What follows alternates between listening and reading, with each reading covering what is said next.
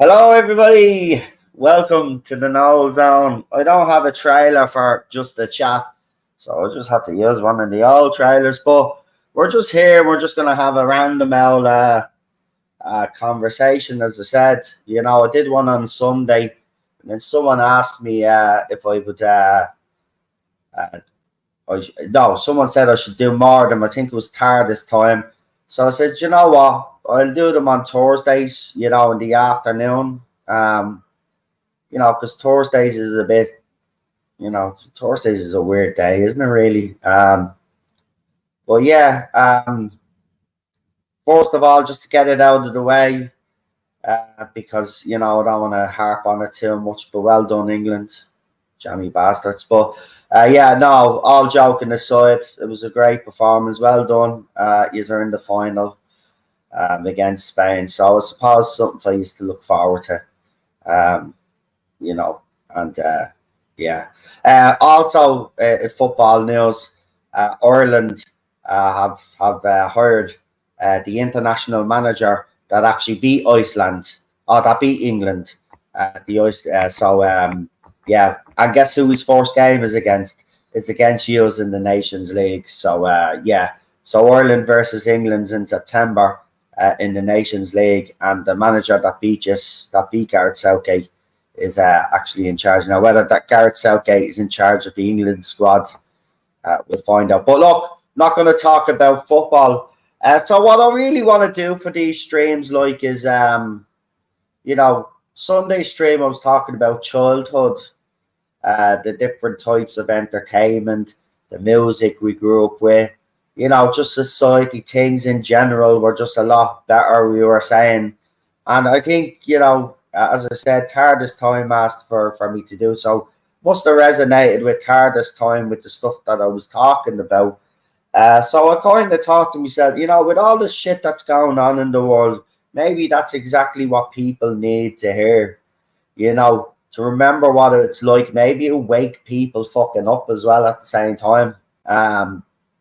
So that's what we're kind of going to do here. Just before I came on, actually, I was listening to Belinda Carlisle, Circles in the Sand. Man, you never get a song like that today. It's about beating someone up and getting, as they call it, women's lady parts, but the word they use, like pussycat, but take away the cat. This is all you hear in music today, and all of that, and like the half naked and shit, and it's not even about the music anymore. Even the music industry is indoctrinated. They got the satanic stuff running through that industry as well. Like, nothing's sacred anymore. Like, nothing. I'm not saying there wasn't any satanic shit going on in music videos back here, because I think music, MTV, look, we kind of praise MTV, and a lot of people say they miss MTV.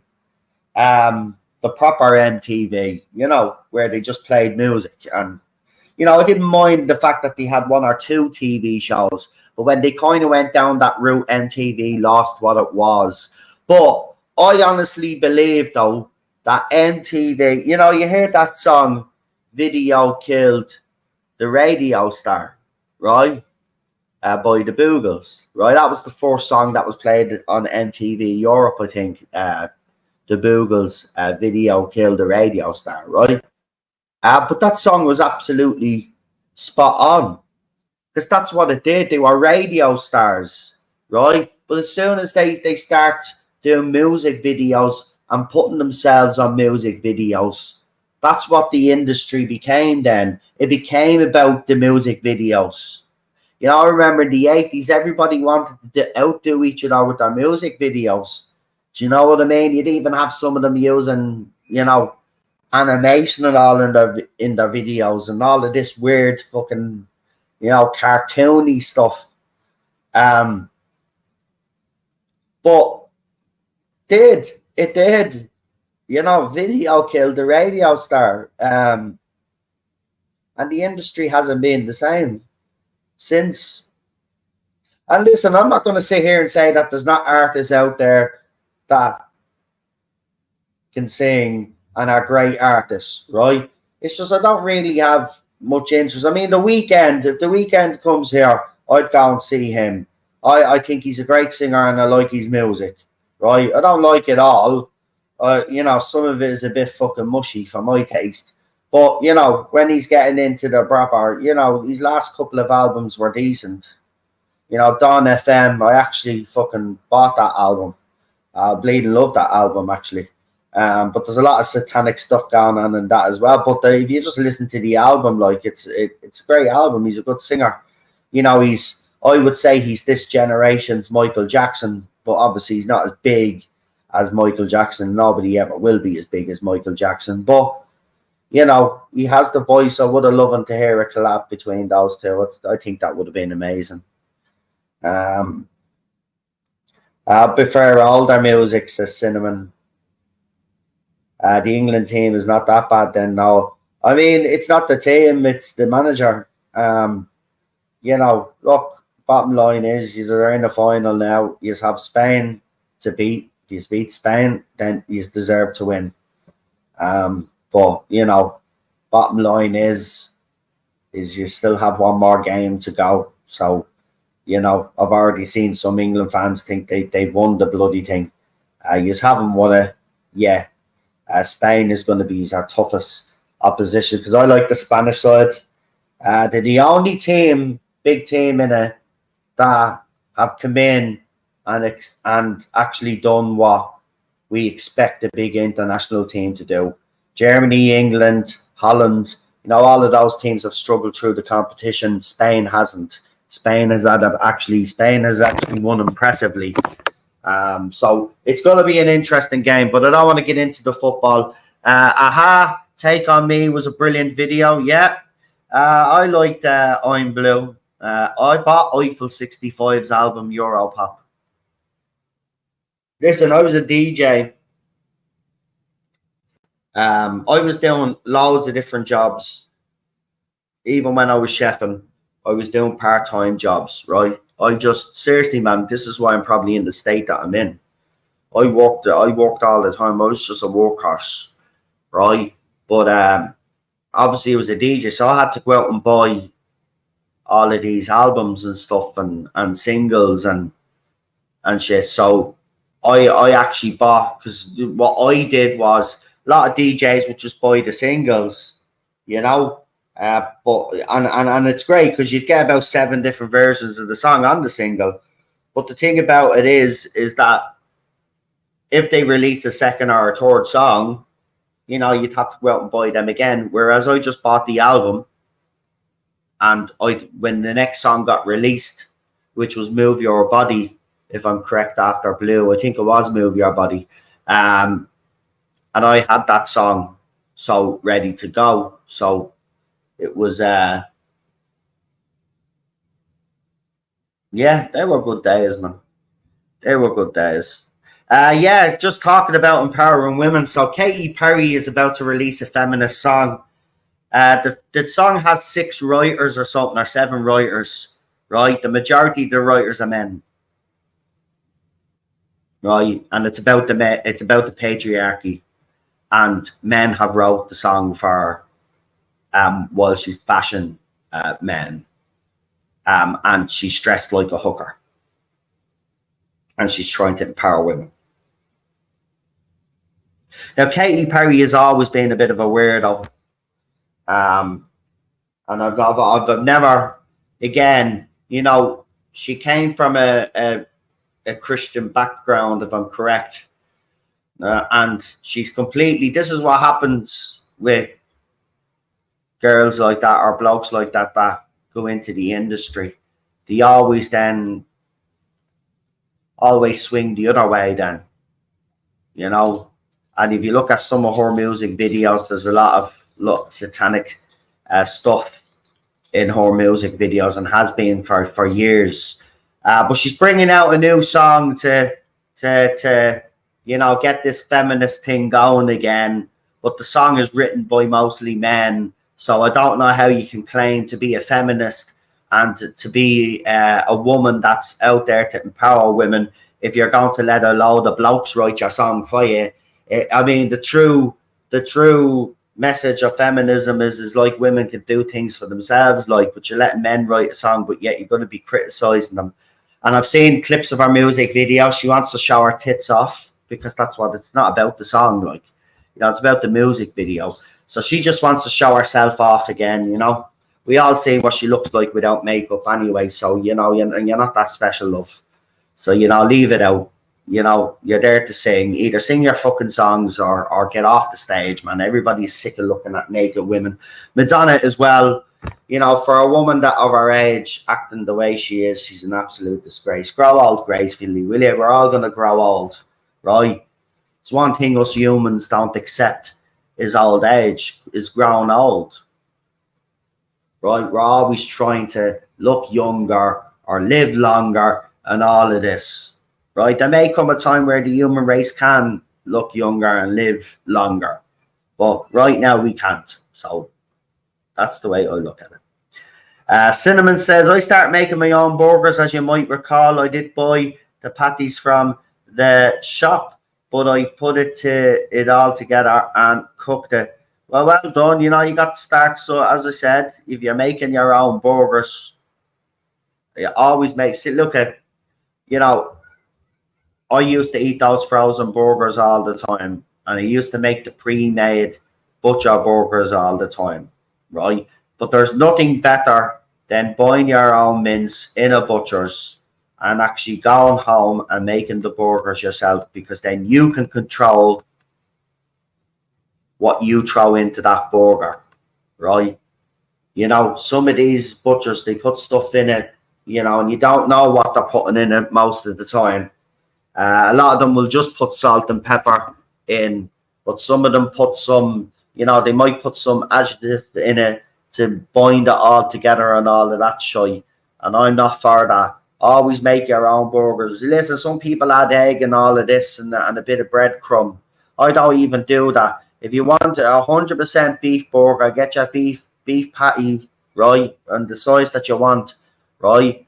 Put it in something like put it in between two pieces of grease-proof paper if you have to, and bash the life out of it, right. Bash the life out of it, right. That's how you'll get a tender burger anyway.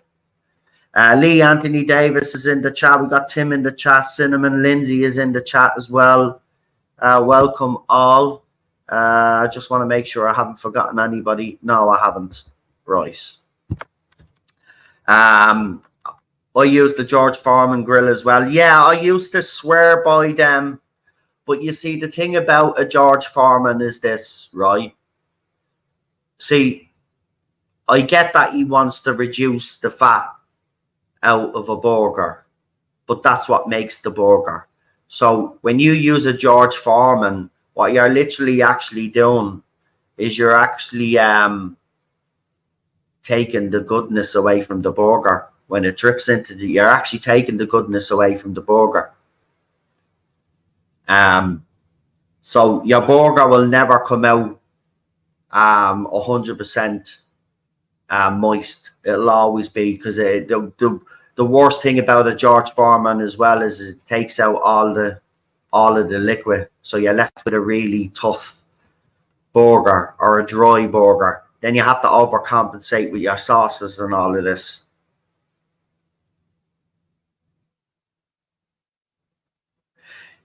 Yeah, McDonald's burger, Cinnamon, don't do it. You know, even Burger King. You know, Burger King is slightly better, but yeah, as I said, the best thing to do is make your own.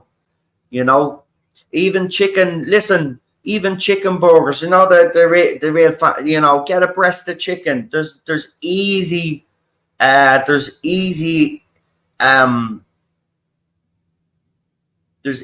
fucking chicken recipes to do as well. You can have a buttermilk coating on your fucking. It's easy, man. Just look up the. If you follow, listen. If you follow directions, absolutely spot on a menu, right? You won't go wrong, right? And I can tell you now, right? There is nothing better than a buttermilk chicken burger, right? Absolutely gorgeous. It's a batter right on the burger. It's the best burger that I had it in a restaurant, not a restaurant, one of those bit fancy one, up market ones, you know, compared to Burger King and McDonald's, right? They're a couple of levels up, right? A burger joint, proper burger joint, if you want to call it, right? And I got one of those burgers, right? And seriously, I've never had another chicken burger, right? And a place down the road, it's a couple. During the day, see what some local businesses have had to do is it's kind of like a half and half business now. So during the day, you know, there's two of them that are leasing out a building. So, you know, two couples for them. What happens is during the day, it's a cafe, right? So the couple that wanted to open their cafe, they open their cafe to a certain time. They close then, and then it's converted into this burger joint then at night time. And then the other couple then serve their burgers and all of this. They do smash burgers and everything, chili fries, cheese chip fries, but their burgers, I'm telling you, it's the nicest burger I've ever had in Dublin. And I'm not telling you a word about it. And there's some lovely places in Dublin, not going to lie, especially burger places. The burger places are actually decent here. And I'm talking about the likes of the barbecue places and all of that sort of thing. They're actually half decent around. We've actually got some decent ones here. So, telling you, just look and you can. Best thing about it is when you make your batter and all with the buttermilk, right? If you want to add something to the batter, you know, to make it unique to you, that's where all the joy in cooking comes from, man. You know, people used to look at my dad. When I grew up, my dad was the one that did all the cooking. I suppose he's the one that probably inspired me then. And I'm the same here now. I do all the cooking here in this house. Do you know what I mean? I mean, Cheryl has openly admitted anyway, she can't cook to save her life anyway. I mean, the only thing that she could do is mac and cheese, which she got, by the way. Our friend brought her mac and cheese from the USA. So I tried me first Kraft mac and cheese, proper American one from Chicago, because I know we get Kraft over here, but it's not the same because obviously in Ireland they take all the crap out or whatever that the Americans don't take out. So I tried that mac and cheese, and now I get it. I get why they were obsessed. I get why they're obsessed with mac and cheese over there. I really do. I mean, I've had mac and cheese before, the packets, and nothing like the American one. But I have to say it was lovely. I'm not going to lie. But you wouldn't be able to eat loads of them. That's all I'm telling you. You know, once in a while for me would be great, but apparently Americans love, well, we've seen it, they love the fucking stuff. I'm using medium sirloin burgers on the barbecue, not extra lean. Again, when you're cooking burgers like that, you know yourself, it's all about, you know, making sure that you don't overdo it. You know, and turning burgers like that is important. Bacon double cheeseburgers. Yeah, I do like, yeah, I did do a big dirty bacon double cheeseburger one time, but I don't eat as many of them now, because to be honest with you, you know, the burger is kind of enough for me. For me, you know, look, I've tried most burgers that are out there in Ireland, I'll be honest, because I'm just obsessed. Well, I was obsessed with burgers. But for me, you know, I don't think you can beat the classic. You know, so for me on a burger, when I make my burger now, right, me pickles, right, me onion, right, most important, lettuce, cheese, and then me sauces. That to me is just the perfect burger now. You know,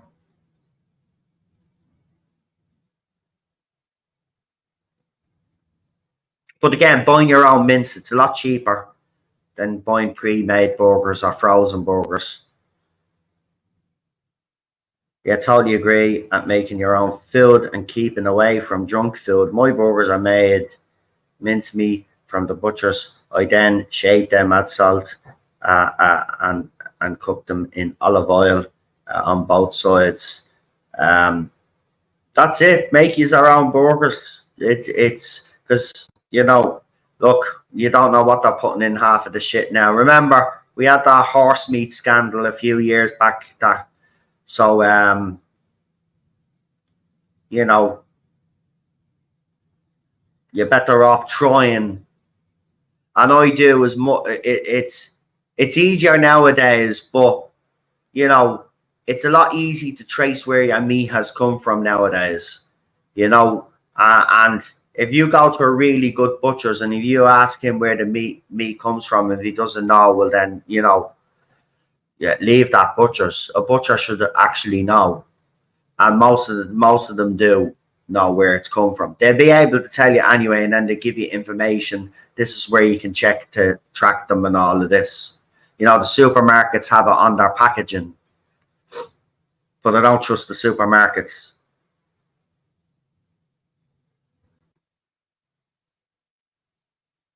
Yeah, you have to have the right pickles. Absolutely. Fresh. Everything has to be fresh. Yeah. There's no point in making a fresh burger and then you start throwing on non-fresh items. I mean, what's the fucking point? Do you know what I mean? What's the point? You don't even bother making a burger then. I use spinach, not lettuce. Cheryl is very fond of the spinach. Now, I used to eat a lot of spinach growing up. Now, I'm eating it again, but I wouldn't eat it on a burger like you and Cheryl now. Right. I would actually put, well, we call it rocket over here. So that's what I'd put on my burger, right? Or if I didn't have that, then I'd just use ordinary iceberg lettuce. I mean, lettuce to me is just fucking, it's a bit of green on the burger. It doesn't, I mean, I know rocket is different because it has that peppery taste and does add to the burger. But that's what I'd put on it. Nando sauce on it too. Well, she bought one of those Nando sauces. I mean, Nando sauce is all right, but again, make your own sauce. Make your own sauce. There's plenty of, listen, you can make a homemade Nando sauce, right? There's actually a recipe for you to make a homemade Nando sauce. You can make a homemade McDonald's sauce as well, right? You don't need to be using their sauces. Because remember, their sauces, right, you put a load of fucking shit into them, right? So they last longer, right? But you're going to be using the sauce straight away. So always make your own fucking sauce. Right? Always make your own sauce. And learn how to make barbecue sauce as well. Make your own barbecue sauce as well. Listen, all of this shit is not expensive. That's the thing. When we buy, see, it's all a con. When you go to the supermarket and you get a fucking jar of, say, Dolmio sauce, right? Even if you buy the cheap Tesco one, which is around £1.9 or whatever it is, sure, you can make that sauce for less than 30 fucking cent yourself, 30 pence in the wherever you are in the world. It's a fucking con. You can make your own stuff and it's easier. And again, remember, everybody has different personal taste. So you'll put in as much salt or as less salt as you like as much into these sauces. Do you know what I mean? You'll put as much olive oil or whatever you use. And again, when you're using olive oil, right, always read the back of the bottle. And if it's not sourced from one country, right, so if you get an olive oil that's sourced from several countries, don't buy it. Because more than likely what's happened there is during the process they've added another oil to boost it up. And we've already seen, if you actually watch, there was a documentary on it, right, and there was a big report about it.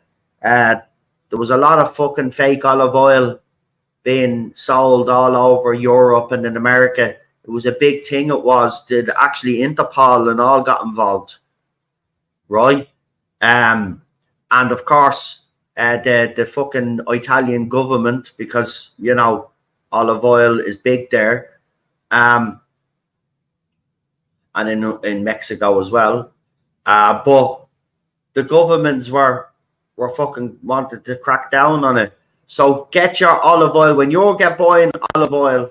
Read the back of the bottle, and if it's sourced in one place, one country, then that's the olive oil you buy, because that olive oil has trust me, right? If the Italians are saying this is 100% olive oil, right? You read the back of it, and it has multiple sources, then it's not 100. It's not, right? But if you get one and you pick it up and it says 100% olive oil, and you turn back and it says it was produced in Italy, right? But no other country mentioned, that's the olive oil that you buy. And it's the case with most oils, by the way.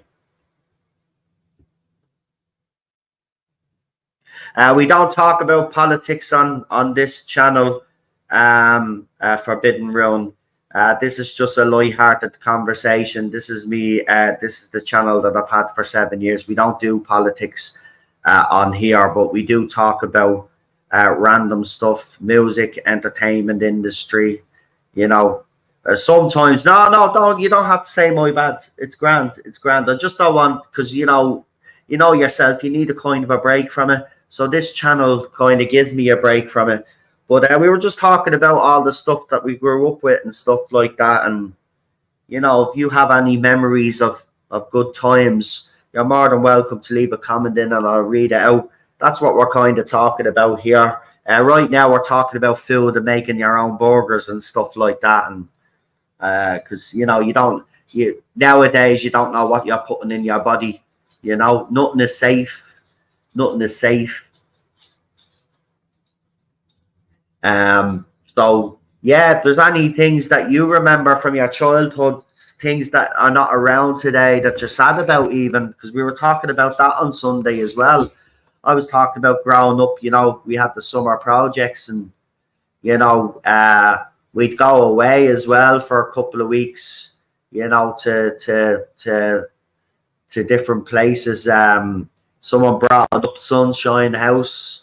If you lived in Ireland, there was a place called Sunshine House that you went on holiday and stuff. Clara Lara was another place. You did, you know, the canoeing there, the bow and arrows. It was like an assault course thing. I miss Saturday morning cartoons. Yeah, that was huge in our house as well. My favourite cartoons were Tom and Jerry, though. I always loved Tom and Jerry. And I recently watched a few cartoons there recently at Tom and Jerry, because you can get them.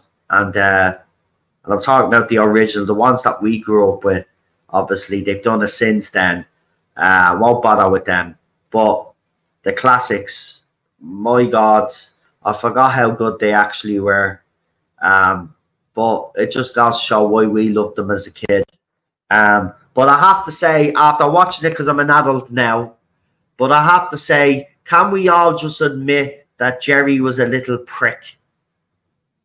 Can we finally just say it, that Jerry was a little bastard and he put Tom through fucking everything? I mean, that mouse fucked Tom up so many times. Unbelievable. So can we finally just fucking say it, that he was a little prick?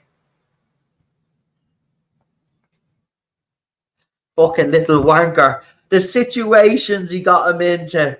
I swear, I watched the first episode again, right? And he gets beaten up by your black lady because Jerry fucking gets him into trouble and fucking starts throwing the dick. Little prick like. But you only read, but as a kid you were rooting for Jerry, because Jerry was the mouse, and it was bred into us that cats hated mice, and that was their job. Do you know what I mean? Even in the cartoon, she says, you're useless. Obviously, he wasn't called Tom in the first episode. But she was beating him with the broom and saying, you're useless, because she obviously got a cat to get rid of the mouse. but couldn't get rid of the mouse because Jerry was a little prick.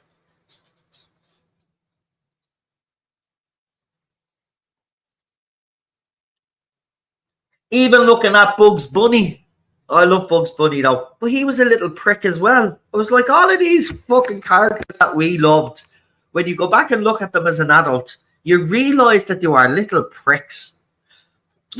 Someone says, Jerry, Forbidden Rune says, Jerry was a monster. Laughing emoji. I always hated Jerry, even as a kid. Tom would get beaten with a broom because of Jerry. Yeah, I know. Unbelievable. Unbelievable. But I loved it.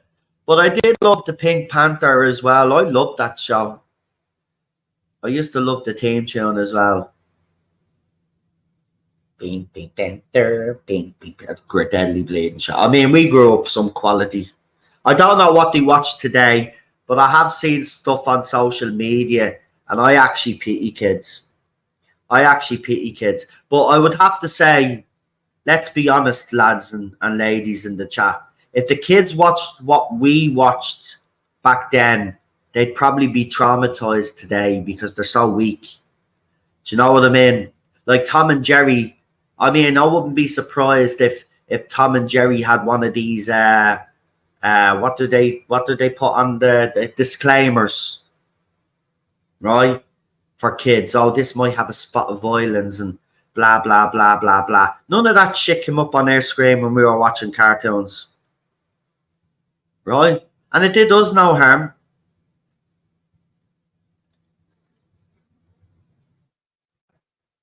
Rabbit season, no duck season, no rabbit season. All Simpsons, yeah, well, All Simpsons was amazing. The fact that Simpsons is still going, that was a bit fucking mind-boggling. I never really got into SpongeBob. SpongeBob now, Cinnamon, in fairness, is probably a little bit, obviously, later than all of that. But I did have to actually go and watch the movie with my daughter because she was a fan, and I brought her to see the one with Antonio Banderas. But while I was watching, I was shocked because of all the symbols and the satanic shite that was going through it. Of course, she was oblivious to it all because she was a kid, but I noticed it. But yeah, I mean, SpongeBob, I wasn't a fan when I went in, and I mean, it didn't make me hate it when I came out, but like, you know, I've never watched SpongeBob since then.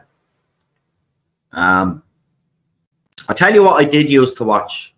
And I only used to watch because I had to watch, obviously, my little brothers, you know, because we all helped out in their family. You know, that's what we did. You look after each other. The Rugrats. I mean, but that was a very dark, well, didn't realize that at the time, but I remember watching that YouTube video, cartoon, things about cartoons you didn't know that will ruin your childhood or something is the name of the video. Now, if you're a fan of all of these cartoons and back in the day, there's a lot of conspiracy theories about all of these cartoons, and the Rugrats actually has the most dark one of them all. All those little kids that you see in bar one are dead. So Angelica apparently is hallucinating the rest of them. Something like that. It's something sinister like that. But they even have one for the Powerpuff Girls as well, a conspiracy theory. But I tell you, man, when you actually, it's an it, whether you believe it or not, though, when you actually watch the video, right, you're like, jeez, that actually does make sense. Like, it does make you think, and I like videos like that. Even if you don't believe it, it's like, it gives you something to think about, and I like stuff like that, as I said. I loved Scooby-Doo, says Lee Anthony Davis. I think most of us did. I mean, Scooby-Doo was always on as well. The Jetsons, the Flintstones. But my favourite, I'm not telling you a word of a lie, I had three cartoons. No. Now, see, as I'm thinking now, it's actually four. I had four cartoons that were my ultimate favourite. So you had the real Ghostbusters, you had Teenage Mutant Ninja Turtles, you had Thundercats, and I don't care if anybody laughs at me, but I don't know. It was a cartoon I watched as a kid, and it never really left me. But Super Ted. Don't ask me why, but I loved it for some weird reason. So they're the four for me that I loved, like absolutely religiously watched. Of course, I liked the rest, but these were the ones. But Thundercats especially. I mean, that intro to Thundercats, I watched it recently, right? I was, you know, the way when you're on YouTube, sometimes you might like watch trailers of movies or cartoons that you intros a cartoon. Man, maybe it's just me and I'm weird, but I do that sometimes. I sometimes listen to old intros of cartoons that I used to grow up with, right? But the Thundercats intro is just fucking epic. And it still holds up today. I don't care what anybody says. Someone did an updated version of it. And while it's great, you know, just, give me the old one. Give me the old one. Super Ted and Banana Man. I used to watch Banana Man as well. When Eric eats a banana, he becomes Banana Man. That was a deadly little cartoon.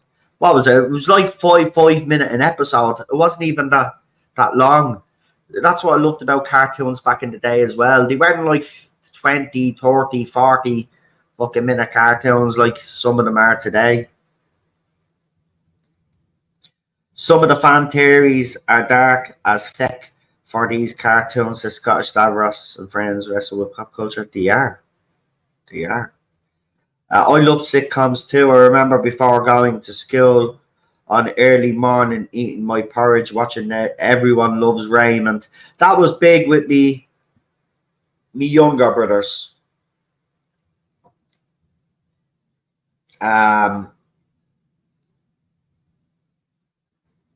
For me, I think at that time, I was watching Kings of Queens, Two and a Half Men. I think that was out at the time as well, with Charlie Sheen, of course. I never really got into the Friends thing.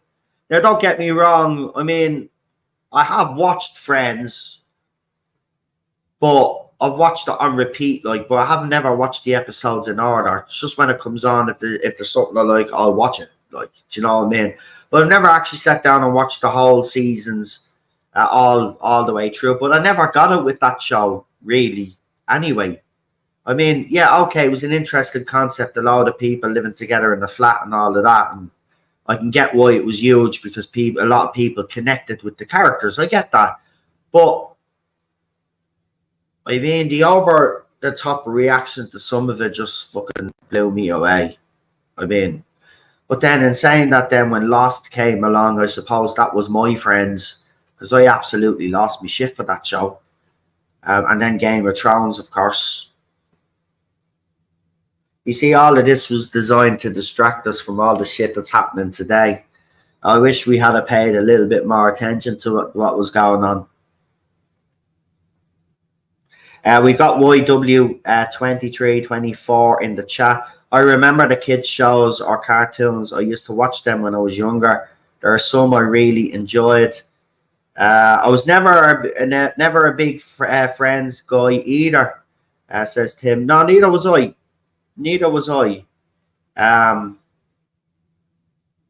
I never really got it. But you know what I did watch and gave a go, though? After Friends finished, they did Joey, right? And I always liked Matt LeBlanc. So I gave him a go. I gave Joey a go, and I actually liked it. And then they cancelled it because it wasn't doing as well. Obviously, it was never going. If you were going to follow it up after Friends, it was never going to work. You know, that show should have happened at least, maybe 6-7 years after the main show. But then maybe it could have worked. But I actually liked some of the characters in it. I did. It was a pity.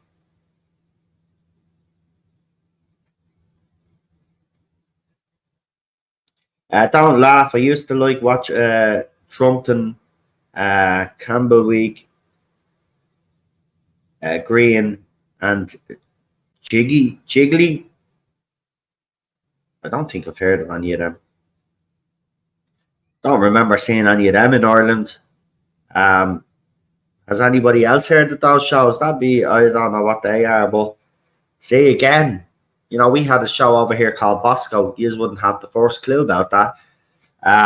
It was a puppet in a box, hence Bosco. But the doll was so famous that it got kidnapped or got robbed a few years back, and there was a big reward and all for its return. It was an icon. I mean, I grew up with that as a kid. Like, so when Bosco actually went missing, I was a bit like, so you better fucking bring back Bosco, you little bastards. Like, but they don't do shows like that over here anymore. Yeah, even the kids shows over here and indoctrinated bullshit. When we watched Bosco, right? They used to have this section, right? The red door. Was it a red door? I think it was a red door where they used to knock on a red door. And each week they brought you on or each day they brought you to a new place, whether it was the zoo, whether it was a factory, or whatever it was educational, right? So you'd have your bits and arts and crafts and Bosco acting the bollocks, and then you'd have your bit of education and stuff. It was mostly an educational thing, but done with a puppet. And it was fucking great, it was. They don't do that shit anymore now. Bring back Bosco.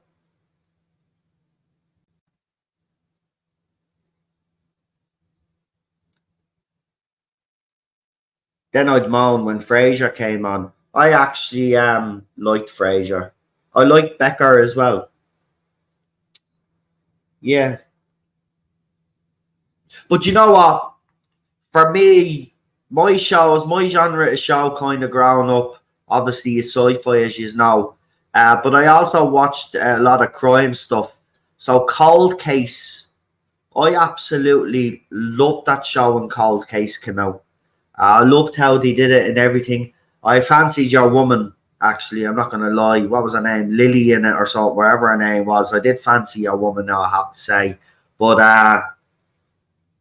it was a fucking great show. And some weeks you'd be watching it and you'd be,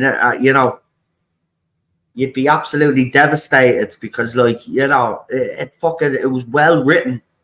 And what was that other one? CSI Miami, is it? The one who's the fellow with the red hair? I can never remember his name though. But I used to love watching CSI Miami. That was the only of the CSI shows that I really watched. To be quite honest with you, I didn't watch any of the others. Isn't Friends more towards a female audience? Well, you wouldn't fucking think that back when that show was on. I mean, I think it was aimed at their age group. So they were playing 20 somethings, I think. So it was aimed at 20 somethings, but no, it wasn't sex. Now there's a debate here whether it's Sex in the City or Sex and the City. I remember it being Sex in the City. So it must be a Mandela effect because apparently it's Sex and the City. But I'm telling you, I remember a Sex in the City and nobody can fucking tell me any different. I remember what I remember. The same with Febreze, right? I remember how that was spelled back in the day, right? And it's not spelled the same, right? Right, so there either is a Mandela effect or something fucked up is going on, right? And it's not me forgetting or I know they tried to use this excuse, oh, well, you probably heard it wrong or read it wrong, all this bullshit. No, I know exactly what I fucking saw, right? But Sex in the City, that was more aimed at the girls. I mean, the girls went crazy for that fucking show. And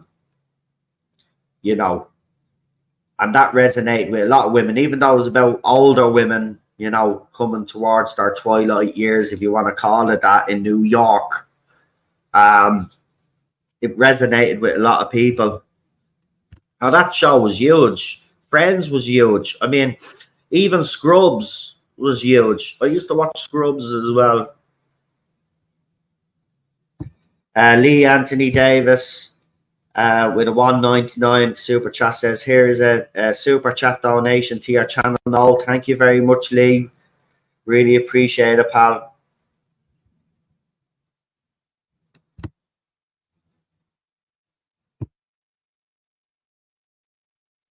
Yeah, who kidnapped the puppet? What the F? I know.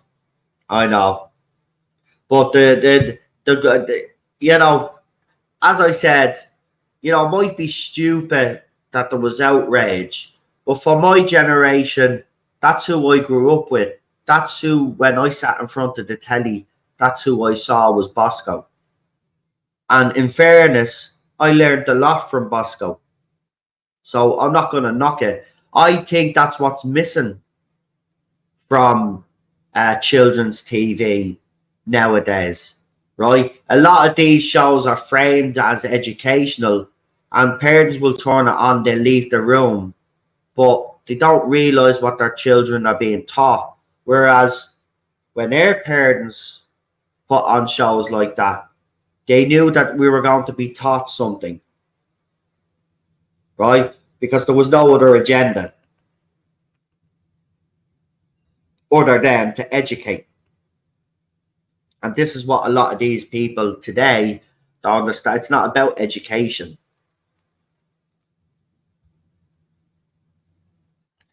Cinnamon says, there was a computer shop when I was younger. It's still there. But when I was a kid, it had a Spider-Man statue on it. But then it got stolen. I was gutted.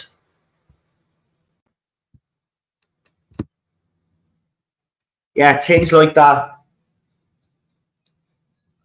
can never be replaced, you see, though. That's the thing. And it happens with other stuff as well. It's ridiculous. Wasn't the guy from Blue's Clues a creepy? I know the guy behind Elmo was. I used to bleed love Elmo though. But it just goes to show you never know. I mean, I don't know about yours, but I grew up watching Top of the Pops and, you know, Jim Will Fix It. And we all know how he turned out. There's a lot of people during their, you know, it's actually disgusting when you think of it. There's a lot of people that we grew up with during their childhood who ended up being absolute monsters. Kind of spoils it for you a little bit. Because there you were thinking Jimmy Savile was actually helping kids on that show. And now we all know different. And you know, as kids, when we're watching that, we would have been oblivious to what was going on. But our parents wouldn't have been. And the people in the audience, when you look back at some of these clips and you hear the reaction of the audience, you could tell that they're disgusted, but nobody said anything. Frasier felt too adult to me. Yeah. I mean, yeah, some people look. I don't know what was with Frasier that drew me to that show. I think it was actually by accident, because I don't know what channel used to always show those shows. I'm pretty sure it was Sky. I could be wrong. I think it was probably a different channel. But they used to always show these shows on repeat. And I remember catching an episode and I enjoyed it. That's what I remember. And then I actually then went back and watched, because they repeated it. You know, during the summer schedule, they like to repeat a lot of the shows over and over again. So you got your Stargate SG-1 all the time, repeated. Stuff like that. They'd show them in the afternoon and all this other stuff. And then you'd get some episodes in the evening. You know, when they didn't bother putting that on the evening, then they'd repeat a few more shows. Tens Hoovian says they had a Bosco in the States, but he was a dog. Was a mascot for chocolate syrup. LOL. I'll show you what Air Bosco looked like. Hold on. I don't normally throw out and up on screen because, you know me, My computer goes fucking haywire.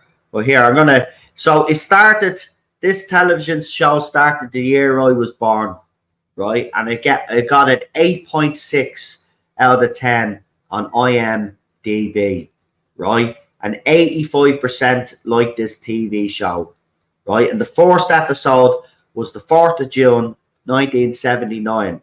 I was born the 21st of June. The last episode aired in 1987. So I grew up with this show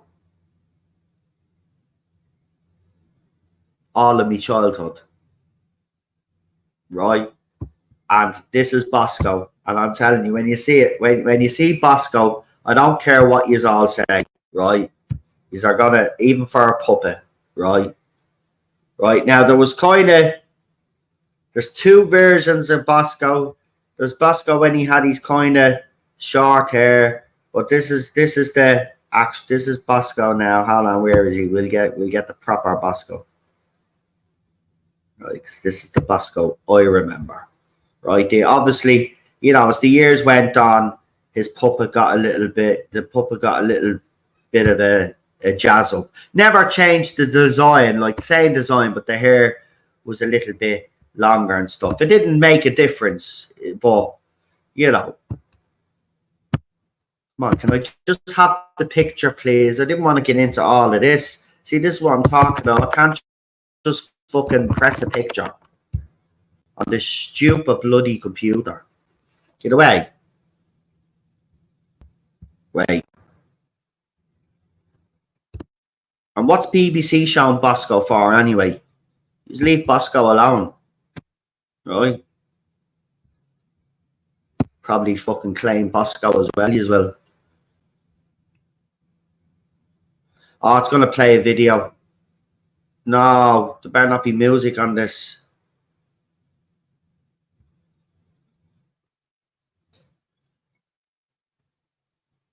Hold on. Where's Bosco? That's not Bosco. Just...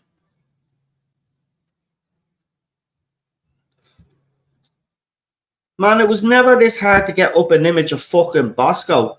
What's going on here, like? Like, have you fucking... Has he done something? Actually, she had a girl's voice. Is Bosco a boy or a girl? I never fucking asked. Hold on. I should be able to play an old clip without getting into trouble, shouldn't I?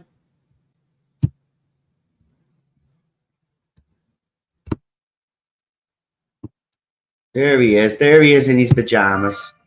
Hold on. I'm going to play it. I don't care. Look, if this stream gets demonetized, I don't actually care. Do you know that? Because I want you to see this. Prime Suspect was your favorite, says Lee Anthony. Right, I have Bosco here. I'm going to play this little video of Bosco. Fecka, here we go. I don't care. This was my childhood. And, I'm proud of my childhood. We did get spoiled rotten. This was a Christmas morning message Bosco gave. Right, so it's from the RTE archive. What I will do is I'll actually put it in the link description. Hopefully RTE are not dickheads about it. And it will actually be okay that I'm showing off a bit of history here. And actually praising them for Bosco. Like, so, I am praising these, even though I think these are a bunch of Muppets now. But back then, these were actually decent enough. So here's Bosco, and this would have been his message to all of us when we woke up Christmas morning.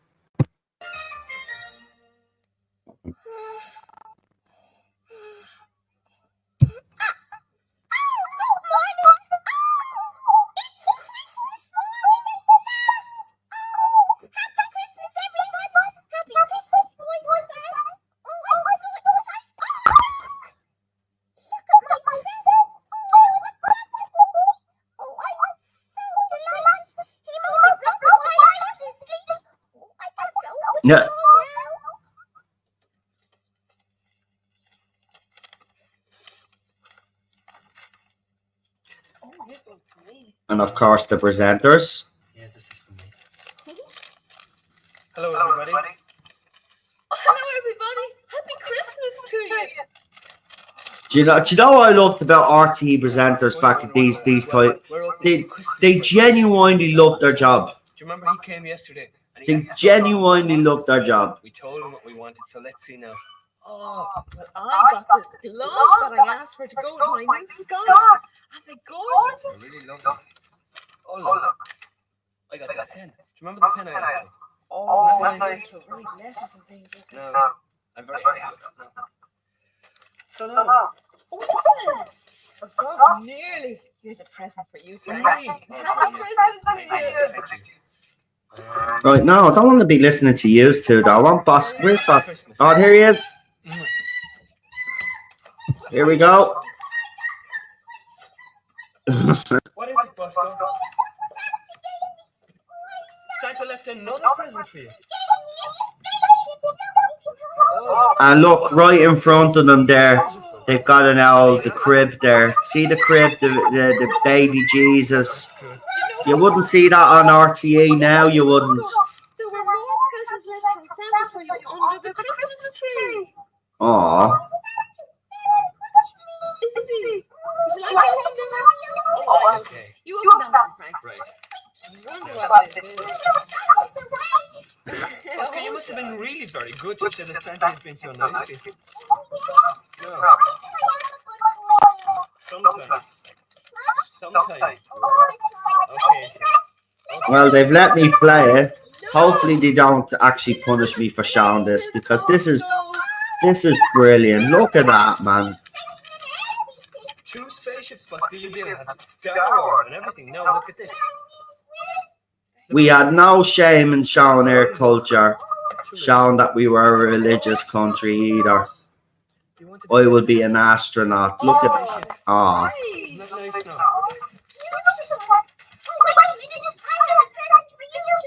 Oh, Oh, Oh, Bosco, for you us. should. Oh, you should. Oh, I'm going to open the present that you gave me. Yes. seriously, man.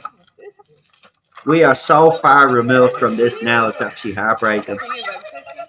Take your time, it's alright, we're very busy. Oh, brilliant. Look at that. Lovely. A game of drafts for me. Yes. We can have some fun with these later, yeah?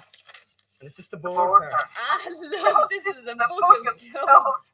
Well, I thought you'd like a laugh for the new year. Very much. Oh, For us. Thank you. Aw, That's mine. That's Frank. Okay, oh. Sorry. Alright, let's see. I forgot how good this was. You. Oh, I've actually got a little tear in my eye. Sorry. Christmas from Oh my god. Bosco. Isn't that nice, Bosco? Thanks very much. And another card from me. It says, And if I'm correct in saying they were really married to each other, so, you know, look, it says from You- inside. when you look at it now, it's lovely, isn't it? You are very, very, very good. Oh, there you go. That's what I grew up with. That was the big show on RTE, and I watched it religiously. Really did. Me and me siblings watched that show. It was a big part of our childhood. I do actually remember it was a big deal when Bosco was cancelled in '87. I was obviously 8.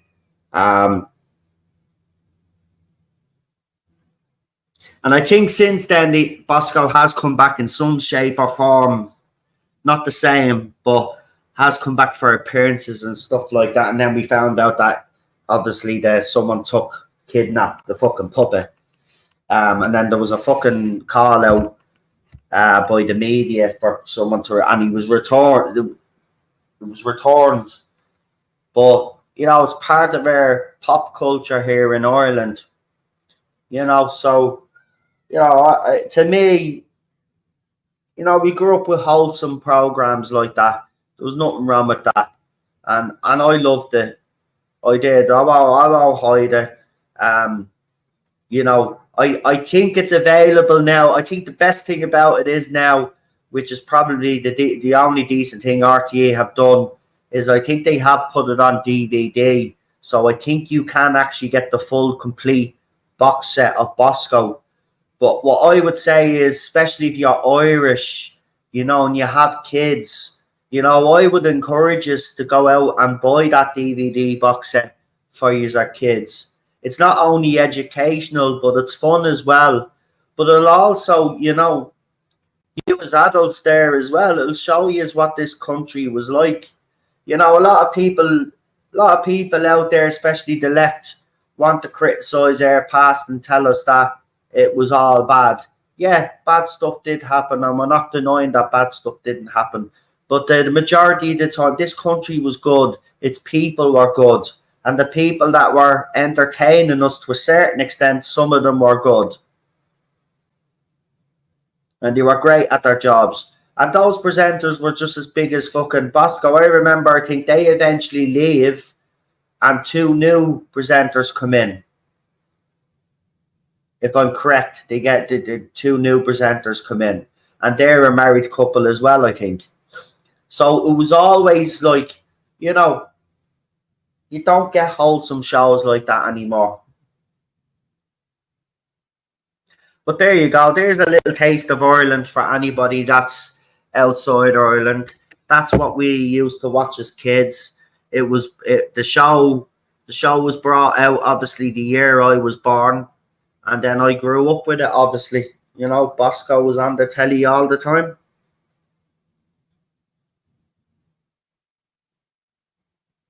Then of course we had Dempsey's Den. That was deadly. And then of course, what was his face took over then. It was good. Zig and Zag. You people from the UK obviously will know Zig and Zag because they went over to the UK and worked for Channel 4 for a while. But Zig and Zag, again, was an Irish thing. 2 aliens. With Socky. He had a little puppy, alien pup called Socky as well.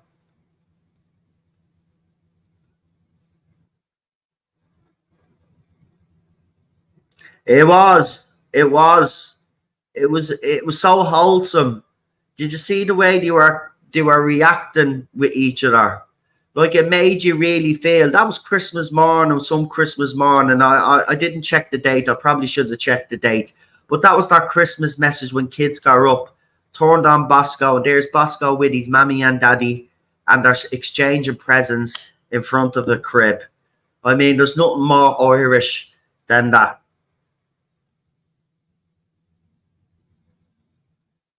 It seems to be, you know, dirty to be a Catholic now in Ireland. And it fucking it actually upsets me and disgusts me. We should be proud that we're a Catholic country. Yeah, we haven't. The church hasn't always got it right here. And you know, they were horrible here. But the bottom line is that we are a Catholic people. And that should never be fucking denied. I'll show it now. I won't show you the video of Zig and Zag. Zig and Zag was a bit later than Bosco. So they should be easy to get up. So I'll show you Zig and Zag. I should be able to show you these 2 Muppets. They were deadly. I called them Muppets, but Zig and Zag were deadly. I just didn't like them when they went to England, though. Because we were very... being honest, Irish people are kind of like that. Like, you know, we kind of begrudge a bit of success. I don't know what it is, but... it's an RTE Archives again. This is from 1989. Are you really going to make me play another fucking video? Okay. Right. Hopefully I don't get into trouble for this. Right. But I'll just show you. I'm not showing the whole video, this whole video. But what I will do is I'll just show you the first few minutes so you can see what Zig and Zag fucking looks like. There they are there. And he actually, do you know, I won't play the video, will I? I'm sure we play the video. What harm? Oh, no, there is harm. There is harm. There is harm. You dirty rotter.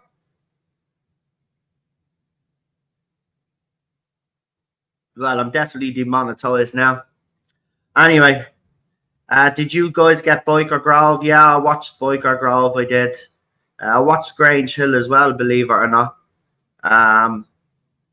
Listen, we grew up with Irish TV, but obviously you got a TV license here. You got BBC One, you got the English channels.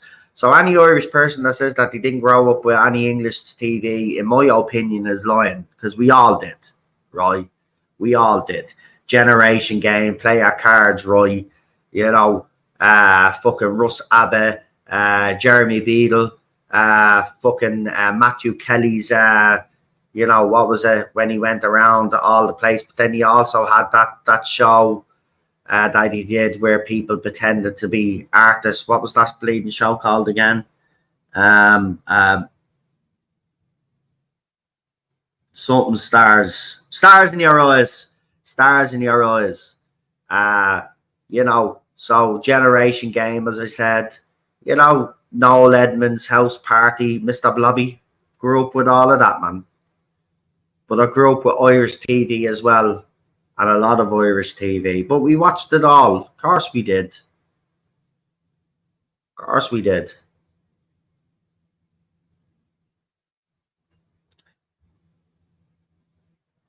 Yeah, Sesame Street. I wasn't really, you know, I'll probably get into trouble for this, but I wasn't a huge fan of Sesame Street.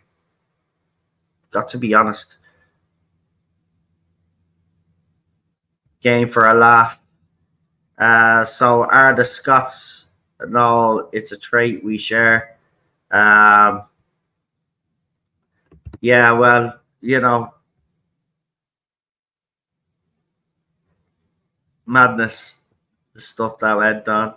I had an amazing childhood. I got everything I wanted, not because I was a spoiled kid or anything, but my mom and dad would always work hard to get us things. And if I couldn't get something at that moment, there was always the next time. Same with my mom and dad. I think you know, a lot of our mom and dads were the same. You know, they worked hard to get the stuff that we wanted. And if they couldn't get it then, as you said, you know, they would get a later time. You know, we'd be upset at the time, but we'd understand. You know, the difference is if it was kids today, they want everything now. How dare you not get me what I want? You know what I mean? This sort of attitude. If I had a kid like that, I would absolutely be, listen here, you respect us, right? And when you behave yourself, you'll get stuff. Simple as that. You don't get rewarded for being a bad person. Science fiction stuff, I like Doctor Who, classic.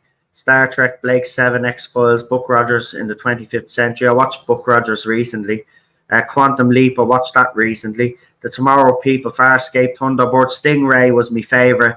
And I've watched all of the Planet of the Apes just recently as well. I did a whole binge. I watched all the classic movies. I watched the TV show, watched the cartoon. And then I watched the updated movies. No, I didn't watch the cartoon of Planet of the Apes. That was a different fucking show. Sorry. I was watching the cartoon. It was fucking actually Star Trek. I always get confused. But I watched all the movies, the TV show, and then I even watched the fucking the movie that everybody hates. But I have a soft spot for it. But the Tim Burton Planet of the Apes movie obviously got a lot of stick. And I suppose rightly so. But I do have a soft spot for it. But I always wanted the sequel. When I saw Mark Wahlberg's fucking ship crash, and then he thinks he's at the Lincoln Memorial, and you see it's fucking Caesar. Yeah, I wanted the sequel to that movie, even though a lot of people fucking hated it. There you go. You know, different tastes and all of that.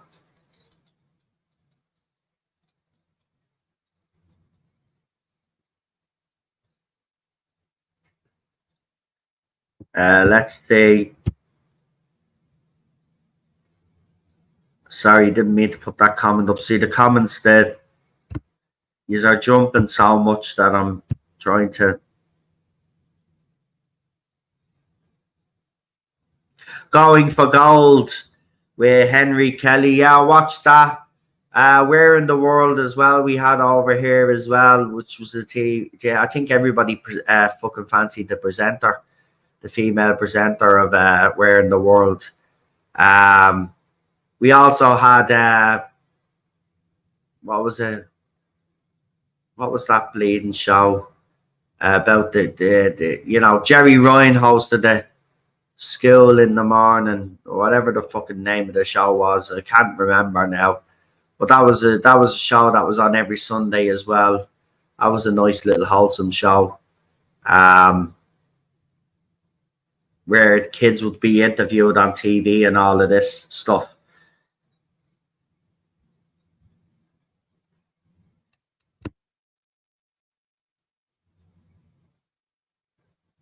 Yeah, that's understandable now. There were some kids shows I watched that were not that great, in my opinion. True, there were some awful ones.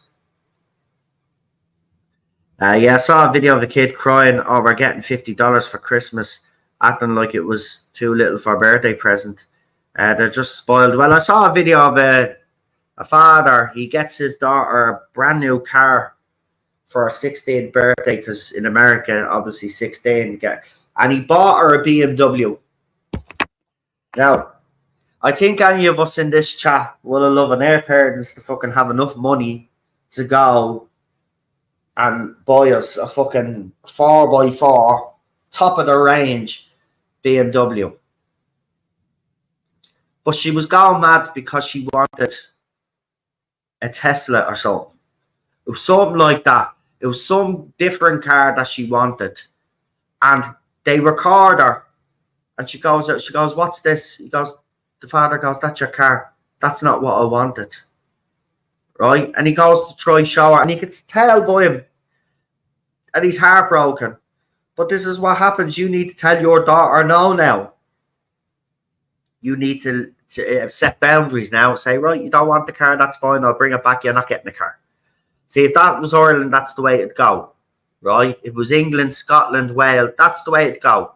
Right? If someone got them a car and they didn't appreciate it, right, I'll bring the car back. Done. And they would. They bring the car back, get the money back, blah, blah, blah. Done. You don't get a car.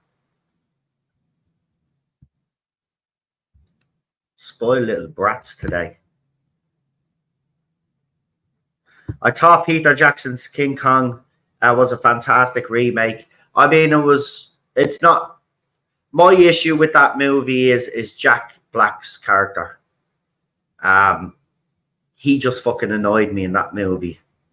Now he's went on to do stuff that I've liked him in since, but he kind of turned me. But he was the one that ruined that movie for me, to be quite honest with you. It was fucking ridiculous.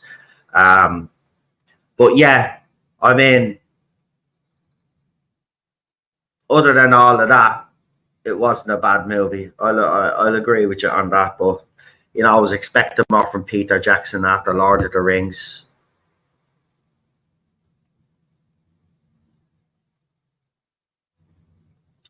I'm grateful for everything I had and still am.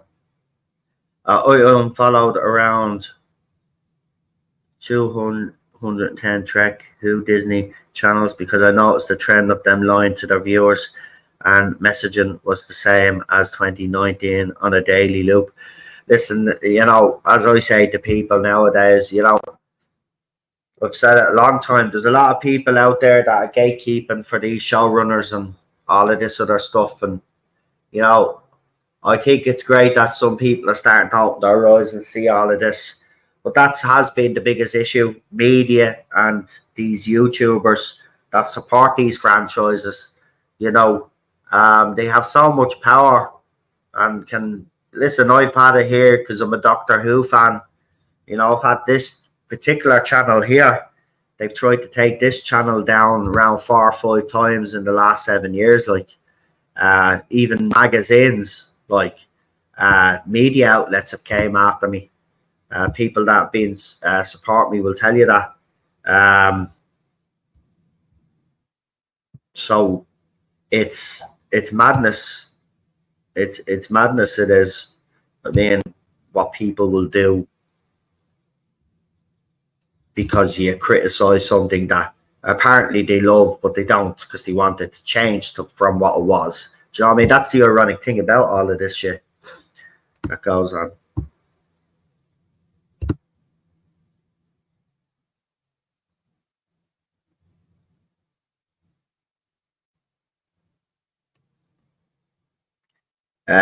Lee says it's a shame that today's entertainment is not up to standard of the past. Maybe the writers were a lot better then, and ideas have no restraints like they do today. What do you think? No, I don't know. I mean, you could argue that the writers back then were better, and nobody could really deny that. But is it because there's a lack of talent out there? I honestly don't believe that, Lee. I think the talent is out there, but they hire based off skin color, pronouns, who you're fucking. That's what they base castings on now. They don't actually, cast anybody or give anybody a job if they're actually fully qualified. They give it to all of these people, as I mentioned, that tick all of these different various boxes. And that's exactly what it is. And everybody, and the left are still in denial about that. This is why the industry has been churning out shite, because you're not actually hiring the talent. You're bringing in people because you're overcompensating for something maybe the industry or the country did years ago to a certain minority of people. So now you've gone all overboard. You're overcompensating. The bottom line is that Hollywood, BBC, whoever it is, need to go back to hiring based off talent and not hiring based off pronouns, who you're fucking, what you identify as, what skin color you have, or how you shit, right? It should be about, are they the right person for the role? What qualities do they bring that they're going to bring to the character? That's what it should be about.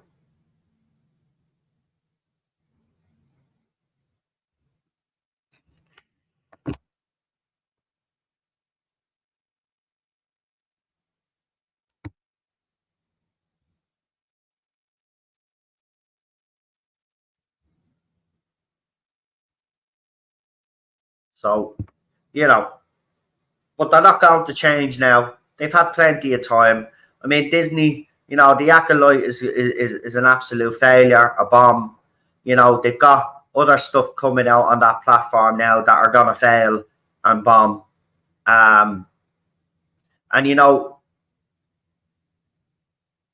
they've only got themselves to blame now. Apparently Bob Iger doesn't know what's wrong. I mean, he must be really a tick, or he's not actually intelligent, because like I could tell you, I mean, the ordinary Joe Soap out in the street could tell you what the fuck is wrong with Disney. Like everybody could tell you. But yeah, Bob Iger and co don't seem to get it. They don't understand. Well, if you make shy and you make it about gender, or you make it about skin color, you're not actually making it about what the content of the show is or whatever, and you're not respecting the source material, well then, why do you expect fans to tune in? Nobody's going to tune in. There was a Star Wars fan yesterday say that they're really starting to get disillusioned because there's not any good Star Wars being made from Disney. Listen, Disney have only made one decent Star Wars project, and that was Rogue One, and that was a movie that we didn't even need. Right? The Mandalorian started off well, but it turned out to be a pile of shit. Right? The only decent thing that Disney have ever made in relation to Star Wars is Rogue One. Right? So, the bottom line is this. So like I said to Doctor Who fans, you are coming to a point now where you have to make a choice, right? You either walk away or you continue to talk about Star Wars, then what's going to happen is it's going to be the same bullshit churned out, right? The bottom line is the way Disney, BBC, and all of these other companies see it which is you wouldn't think there's any logic to it, but to them there is that even bad publicity is publicity, right? So the more we keep complaining about these things, the more we keep it in the limelight. Whereas if Star Wars fans finally just decided, right, all the Star Wars YouTubers came together and said, look, we're not happy with the direction Star Wars has been going in the last few years, and we refuse to talk about it, and they start talking about other stuff, not even connected with Disney, but start talking about other stuff, then I can guarantee you these companies will go into panic mode, because all of a sudden you're not talking about them, and the left that are talking about them are only worried about who's fucking who, right? They're not actually talking about the show, they're just talking about the characters who they're fucking like. Or what colour skin do you have? Oh, this is amazing. She's wonderful. She is. All of this bullshit, right? That's what they're worried about. So, Star Wars fans need to just walk away, right? Just like Doctor Who fans do. Just need to finally now, the ones that are left, we just need to walk away. But what happened? What happened? So we're going to stay in this cycle for as long as they can financially before they actually, have to change course. But someone has to be funding them for them to stay afloat.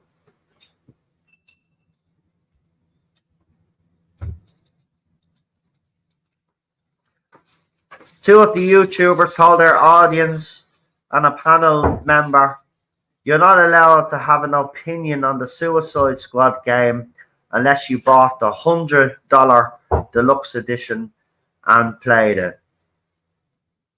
Well, whoever they were are idiots. They can't be dictating what version people buy. See, this is the thing. Big YouTubers like that, right? It's easy for them to say, right? It's easy for them to say because they'll probably get super chats like every 5 fucking seconds and can afford to buy all of these fancy things. Even worse, what some of them do, and I sussed it a very long time ago, is they'll come on and they'll show an item on screen, they will, and they say, oh, I'd really love this, I would, but I can't afford it. And then you're seeing the super chats coming in saying, well, they can afford, but then some fucker in the audience, some dumb shit in the audience will go out and buy it for them and post it to them. Right? There's a lot of con artists out there, been saying it for fucking years. You know what I mean? I don't push me super chats. I have super chats in, I never push them. Right? I never say super chat, blah, blah, blah. I don't push them. If people want to donate, they can donate. Right? But all of these channels, that's what they live for. They live for super chats. And some of them are actually disgusting, in my opinion, because they'll do a live stream, right? And they'll get the super chats from that. And then they'll post it on their second channel then. And then they'll get more super chats. Do you know what I mean? It's a fucking con. It's a fucking con, it is.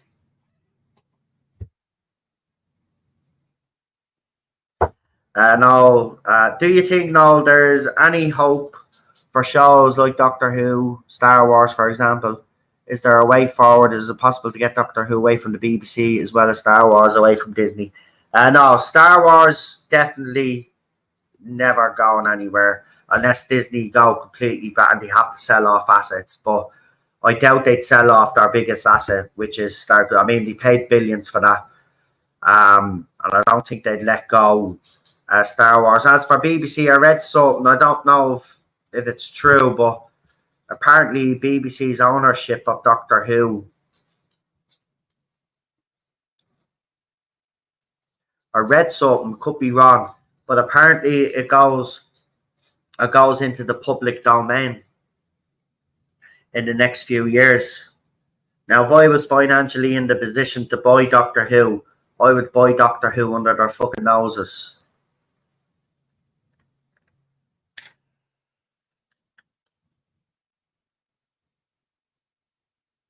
No messing. I would actually buy it under their noses. I would, right? And I'd pay whoever I'd have to pay to get the licenses to use whatever I needed to use. But I'd buy it under their nose, I would.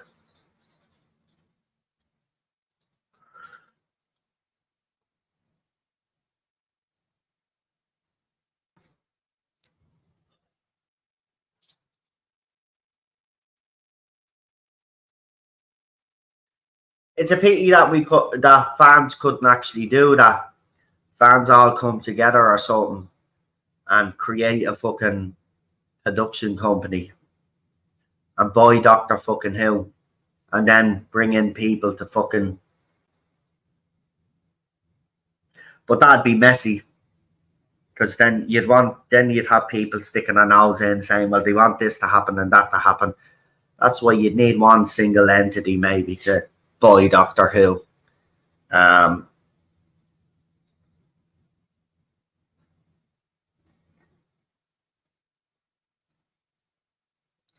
But I think after a certain amount of time, stuff like that, IPs like that, go into the public domain. So I think, but look, what'll probably happen is it'll go into the public domain, but BBC will probably have first preference anyway. Well, they will. Yeah, if I had the money, I would. Trust me. It probably cost, I don't know how much it cost to buy Doctor Who. How much do you think Doctor Who is worth now?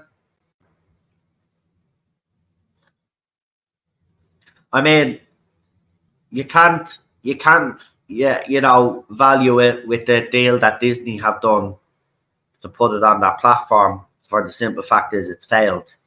So I wonder how much it'd actually be worth.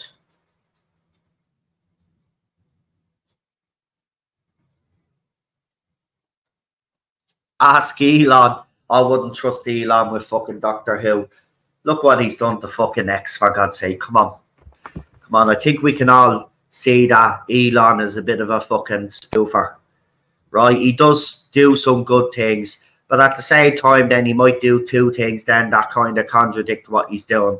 Elon's a bit of a spoofer, folks. He's not the man that claims he's for freedom of speech, because his app has been deleting and suspending accounts left, right, and center. Now, he has said that he has brought people in to run the show, so there shouldn't be people being deleted, and it's mostly in America, by the way, and he got rid of the old Twitter and replaced it with his own people. So he's not. Freedom of speech is freedom of speech, right? Outright racism is outright racism, and then being an outright prick, whatever, right? If you threaten someone's life, like, right, that could be grounds, okay? But the bottom line is that he's bragging about the numbers that are on his app and views are up and all of this. But in reality, it's all a lie, because he has flooded the whole thing with porn bots and other fucking bots, Disney bots, all of this. He's let them run rampant. So if he was to remove all of those bots and actually do his job and remove them overnight, sure, he'd probably have half of what he's saying he has on the app. He's absolutely ruined it. Listen, I don't like old Twitter. Old Twitter, the censorship was crazy on it. But I tell you now, it was a better fucking platform to be on than what it's on now. I'm seeing some of the most disgusting things that I never thought I would fucking see on that app. And he's allowing some of the most vile and disgusting stuff on it. And I'm sorry, I don't want to be putting on fucking Twitter, right? And seeing random accounts that I don't follow in my fucking feed, right? And it's mostly fucking women, right? Mostly fucking women with their fucking tits hanging out or whatever it is hanging out, right? I'm a fucking married man. I'm not interested in that shit, right? I'm interested in going on X because I follow people, they follow me, and I'm interested in what they have to say, right? I don't want some randomer with a blue tick coming in. Oh, here, join my OnlyFans so you can see my lady parts. I don't give a shit. Get it off the app, right? Because I seen yesterday, there's kids on the fucking app, and you've got all of that shit running on it, right? And then we talk about all the other stuff, kids being exposed, but he's fucking exposing kids to that shit. So Elon is not the savior that everybody thought he was. He's another fucking billionaire, and he is an elite. He just doesn't play by all the rules. But at the end of the day, when it comes to the fucking crunch, if he's if he's put in line, he's put in fucking line, and he'll follow whatever. So Elon is not the person we all think he fucking is. He does too much bragging, and then he has all of those accounts that he follows that blow smoke up his fucking ass. I'm sick of it. It's like the nationalist movement over here, and in the UK, we got a lot of people blowing smoke up people's fucking ass, but nothing is actually being fucking done. Right? We're all getting fucking frustrated. Right? What did protesting fucking do for the UK? Absolutely fuck all. We're making the same fucking mistakes. Pisses me off, it does. Right? Labour Party is going to ruin that fucking country. And World War III is here, folks. Now, let's get back to the entertainment because I don't want to talk about that shit. That's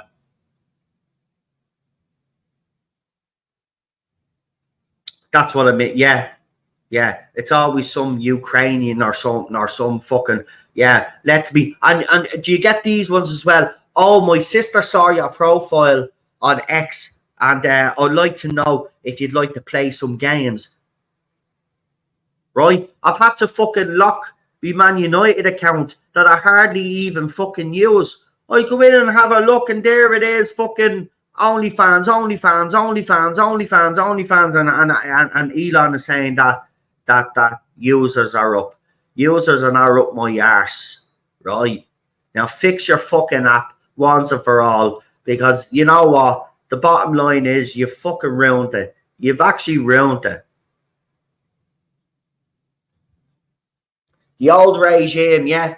The old regime were too fucking quick with their censorship button. But it was a much better app to be fucking on. It's at least when me friends posted fucking something up, I saw their posts. I didn't see them the next day. Do you know what I mean? Or fucking in the middle of the fucking night. This is the thing, man. Some of you post shit, right? Some of you have probably noticed that I don't comment on yous or comments or anything like that. That's because I don't fucking see them. I've seen all of these little, and conspiracy theories as well. All of these gobshites. Michelle Obama's a bloke. Get over it. Even if that's the case, there's nothing you can do about it anyway. So showing the same fucking video of her on Ellen, right, with a fucking crease on her jeans and trying to make out that that's a penis, right? I don't give a shit. Right? I don't give a fucking shit. Then you got all these other clowns, Bill Gates. We know. This is shit that we learned 10, 15, 20 years ago. We don't want to see it again. Right? Just because some of you half-wits have only fucking opened your eyes now. Don't be bothering us with old information. We knew about Bill Gates in the fucking 80s, for fuck's sake. Right? It's old news to us. Still seeing 9/11. Was 9/11 an inside job? Get over it. We discussed that already. It's old news.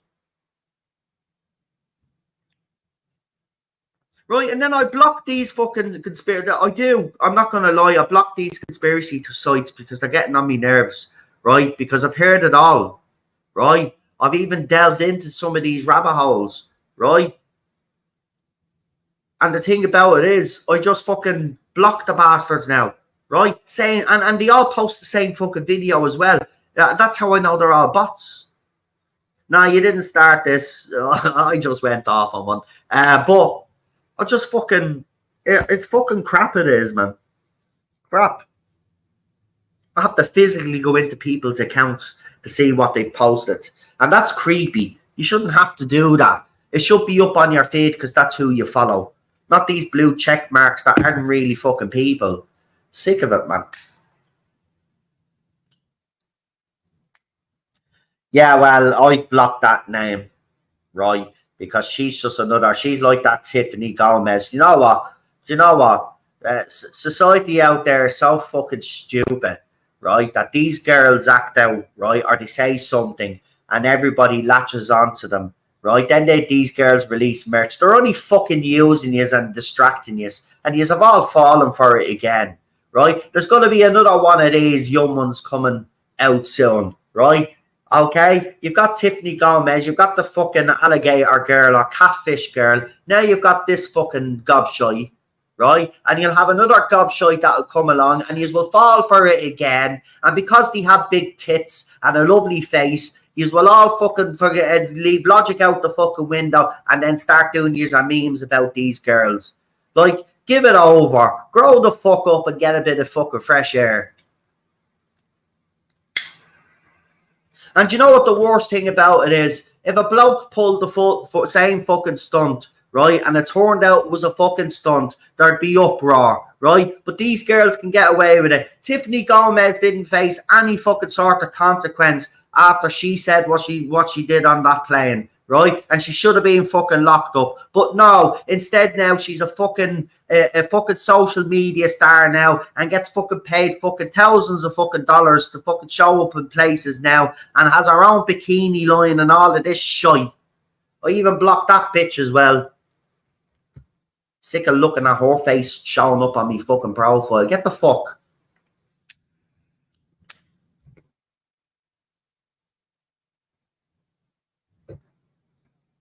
Right, say with that actress, what's her name? The Sweeney one. That's her second. I don't know what her fucking first name is. But I tell you, I've never seen an actress so desperate for attention than to be the next Marilyn Monroe. Right? I mean, she's so desperate. She is. Right? I mean, you're more than tits, love. Alright? Value yourself a bit fucking more. And stop fucking pandering to a bunch of fucking cavemen, fucking virgin, fucking depraved fucking twats that live in their ma's basements. Right? Use your talent, not your fucking body.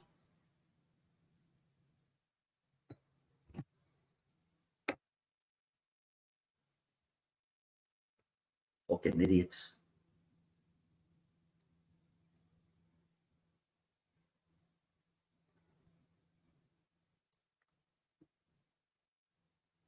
I mean, everybody tunes into Saturday Night Live because she shows up, she shows her tits, and it becomes the biggest fucking. Well, it becomes the most watched Saturday Night Live in years. That just goes to show you how dumb society has become. Like, she wasn't even funny. Like, he's all just watched because she happened to be a nice looking woman and she showed her cleavage off, and you fell for it. Tiffany Gomez as well. Catfish lady, and now this girl because she said she liked to spit on a bit of penis, and yous are all jumping all over her. Like, what have we become? Like, that's gutter. That's gutter. That's trash. Right? That's what we'd say years ago. That's gutter trash. But gutter trash is being celebrated now, and they're becoming reality social media stars and all of this other bollocks. Well, yous all cop onto yourselves, right? And if you're so desperate for a fucking woman, get out there and get a bit of fresh air and meet a fucking woman. But you see, half of you wouldn't fucking know how to react. And in fairness, I don't blame half of you, because if you look at modern women today, why would you go and air them? So I suppose maybe that's why when you see a woman like Sydney Sweeney, you all dream of a woman like that, because there's not many of her out there. But still, cop onto yourselves, will you?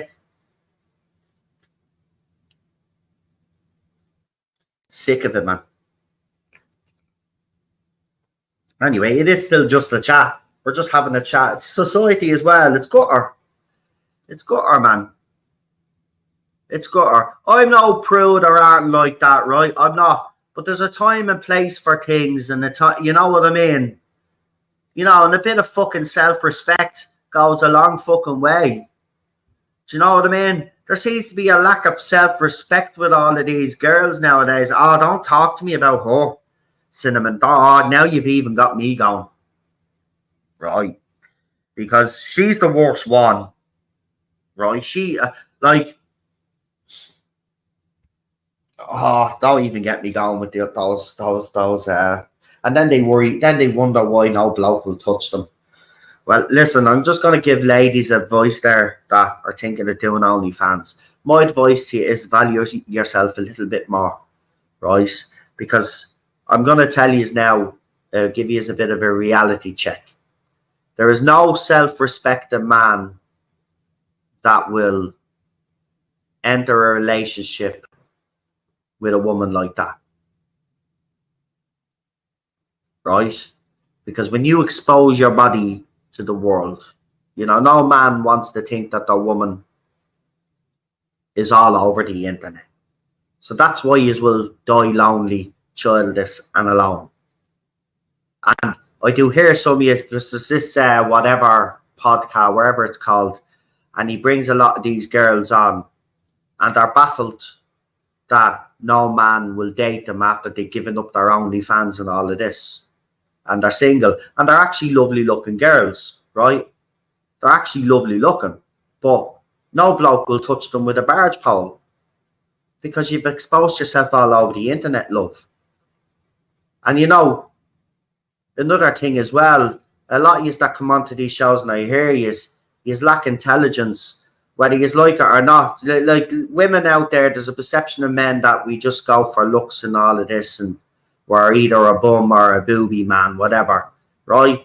But a man likes a woman that he can have a conversation with as well, like someone that actually has a bit of a brain.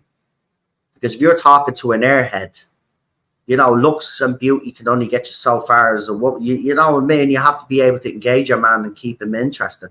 Same with a man. That's man keep the woman interested and all of that. But nowadays, there doesn't seem to be much of an effort to keep a woman happy nowadays.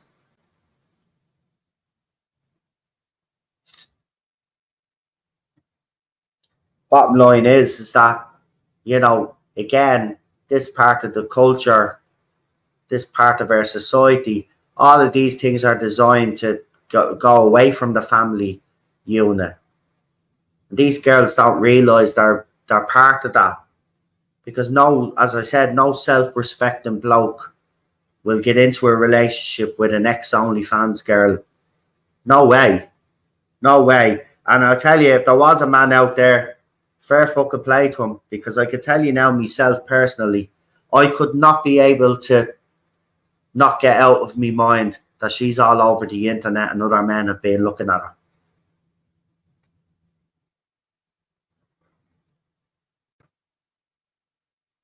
So that's it. Bring back family values. That's it. You know?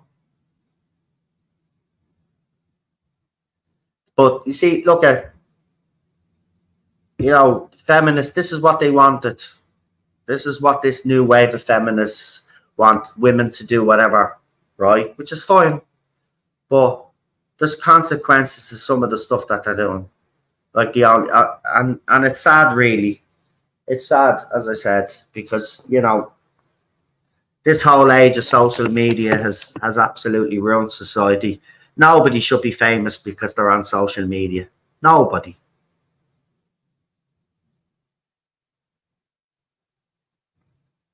But that was the best thing about when we grew up. And that's why I miss it so much. You know, if we had even a little bit of what we had back then, society would be much better now. Right? There's too much hatred in the world. But that's being generated by the media and the politicians out there. They want us to be at each other's throats. They want race war. They want men against women.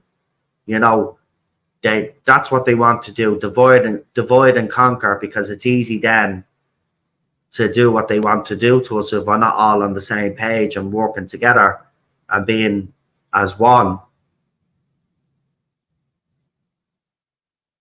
But we had threats of stuff when we were growing up in society. You know, there's always threat of the Cold War. Well, the Cold War, there's always threats of nukes and stuff like that. But we got on with it. People were much nicer to each other as well. And women had respect for themselves. Even men. I even look at the young men influencers and I'm like, what the hell has happened to us? I mean, they're absolutely ridiculous. They're just as bad as the girls, though. Now, manhood has been completely erased. It's been completely erased. And it's fucking sad to see. They don't have a hope. This is why they're trying to change society and change the world, because it's the only way they're going to survive. Because if they survived in their way of doing things and the way we've always done things, they're fucked.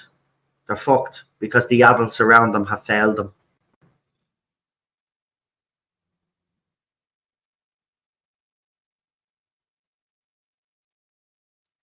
I'm extremely boring.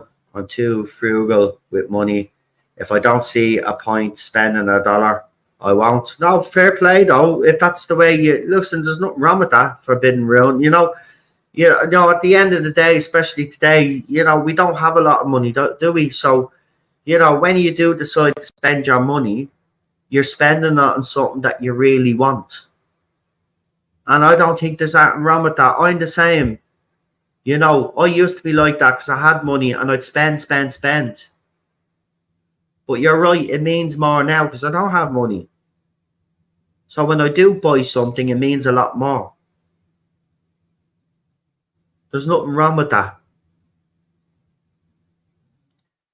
Yeah, I agree. No, too much hate, unfortunately. Bad Wolf says no one's even scared of nukes anymore. Well, I am. Absolutely, and everybody should be scared. Listen, if a nuclear war happens, we're fucked. We're done. And the British government, it looks like that Keir Starmer, he is itching for a war. He's itching. He's a scumbag, right? And so is the media scumbags lying about what happened in Ukraine. But they're trying to now. They're going after Russia. I tell you now, they do that. They've made the biggest misstep in history because China is going to join in. And if people think North Korea are just going to sit there and watch while there's a big world war going on, well, yous are all fucking deluded out there because that's exactly what will happen. And then before you know it, then the dominoes will continue to fall and then there'll be a world war. And listen, we'll be gone. We'll be done. Whoever is left, and when the elites are left and wherever people are left and survived, they'll be the ones that they'll enslave and then they'll shape the society in the image that they wanted to shape our society, which is the one world government, the 15-minute cities, all of that, right? They'll rebuild and they'll do that, right? And that'll be new society and humans will basically be slaves for the elites.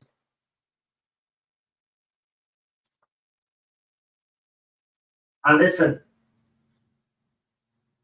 this seems to be, still to this day, to some people knows. Well, let me tell you something. This plan for a new world order was conceived as far back, if I'm correct, the late 40s, early 50s. So this has been planned for a very, very long time. And as the decades have gone on, and technology and medicine and warfare has changed, they have found new means now to erase us. But you see, I've always known that. But you do get used to that, and I suppose you probably are right. People get used to something and not as afraid as they once were. But of course, I'm afraid of nuclear war. If nuclear war happens, we're screwed. Our lives are over as we know it. And then what happens then? Obviously, society collapses then. It's a free-for-all. And then you're going to have to do whatever it takes to survive. And there's a lot of people out there that probably won't stomach it. I won't know until it happened. But again, that's a test. That's what you're going to have to face. And it's going to be survival of the fittest. But even if you do survive, as I said, you got the dickheads in power then going to enslave you. So you're probably better off when the nuclear war starts that we're all just gone so we don't have to suffer anymore.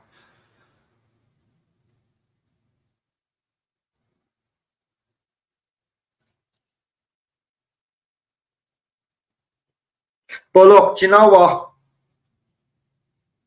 There is a lot of stuff going on. There's a lot of stuff going on in everybody's countries. But you know what? The bottom line is you do what you can, right? And there's loads of us out there, We're doing what we can. We're getting on with it. We're doing the best. We're making the best of it. And you know, we all strive now, I suppose. We all know what these people are up to, and I think in every country, the people that are awake, we're all striving for one goal, which is to take down this whole fucking thing once and for all. And it looks like with the WEF, the World Economic Forum, you know, El Klaus is not looking too good. He's still moaning. But they're failing in what they're trying to do, because obviously we are pushing back. So as long as there's a pushback,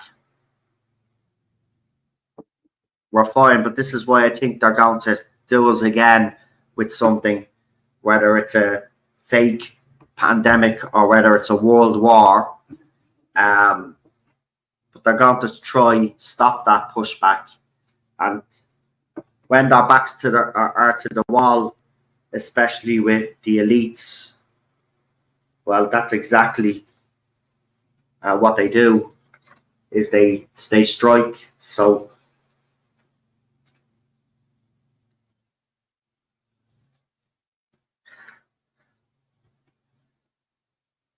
that Tony Blair. Oh, well, do you know what? If that's true, if Tony Blair is the new face, well then I tell you right, that does not surprise me. Number one, and number two, how fitting that the war criminal is head of the WEF. He should be in prison along with George W. Bush and anybody that went to war under false pretenses. But there you go. He can actually leave the UK and then decades later become the leader of the World Economic Forum. What a fucking joke. I tell you, we're a joke. We're a joke.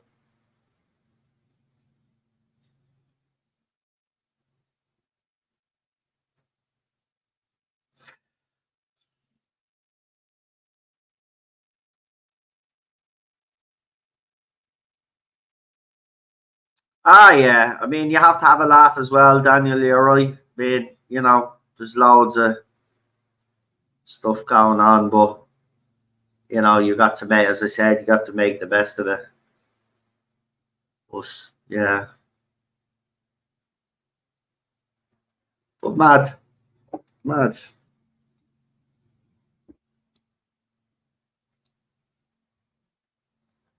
Anyway, we're coming up to the 2 hour mark, so we'll leave it there now in a few minutes because I got dinner to cook.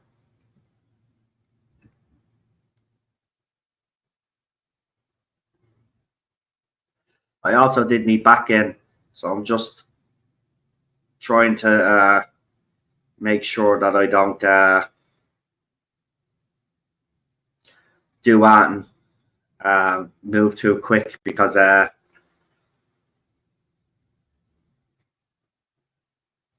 just in case I tweak Anton again. But yeah, I don't know. Fucking this happens once in a while, and it's not fucking nice because I can hardly fucking move and stuff. But I can move around a bit now. I'm actually sitting at the table there. But yeah, gonna have some dinner. So we have some chicken today. So I'll rustle up something nice there. We have salmon tomorrow. Salmon in lemon and mustard sauce I'm doing tomorrow. Yeah. So I change it up a bit.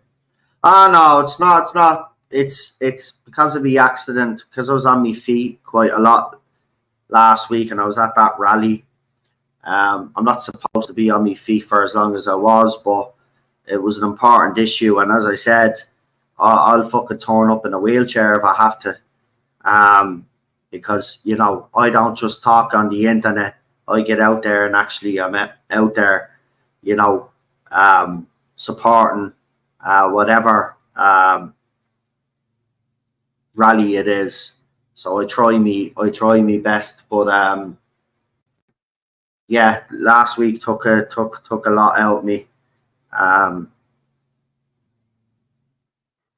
So yeah. Thanks for having me on the Commons now. Until your next live stream. Bye for now. Thank you, Lee. You look after yourself, pal. Get a moped with machine guns. Jesus Christ. Use that Zimmer frame I bought you. I won't need one of them now. Not that bad. No, it's just I aggravate it sometimes with it if I get up, if I get up too quickly in the morning. That's what happened. I tweaked something when I got up. I jumped up because the alarm, and I jumped up and I tweaked something in my back. And all that day I could feel it, but I thought it went away, and then the next day, then it just flared up. But I'm all right now. It's easing off a little bit now, so that's the good thing. Anyway, I'm out tomorrow as well, so I can't afford to be I can't afford the back to be playing up anyway. So either way, I have to go out tomorrow. So yeah, I'm not looking forward to that. The back is still in a bit of a heap. But the best thing is I'll be getting on a bus, so it won't be too bad, I suppose. The roads are not bad, I suppose, where I am. So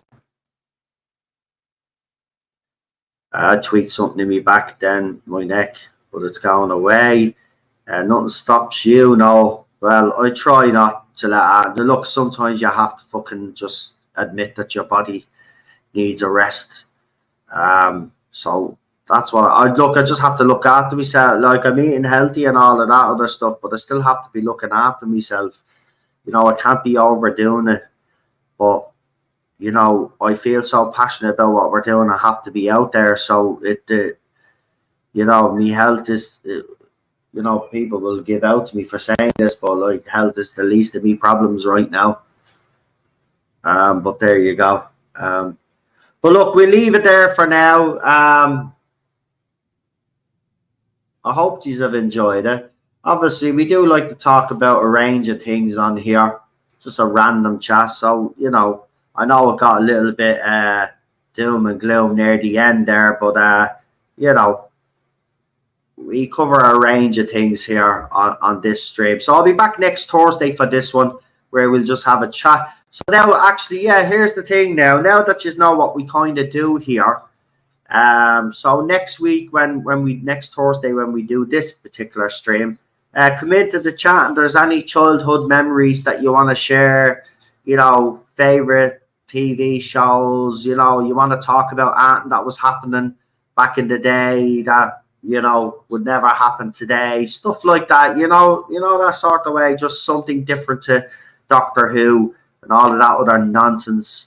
Because, I'd rather start talking about stuff that, I enjoy talking about, and I certainly did enjoy watching. We have 82 people watching over the 3 platforms, so thank you very much. I really do appreciate that. If you haven't subscribed to the channel, this is a pop culture channel.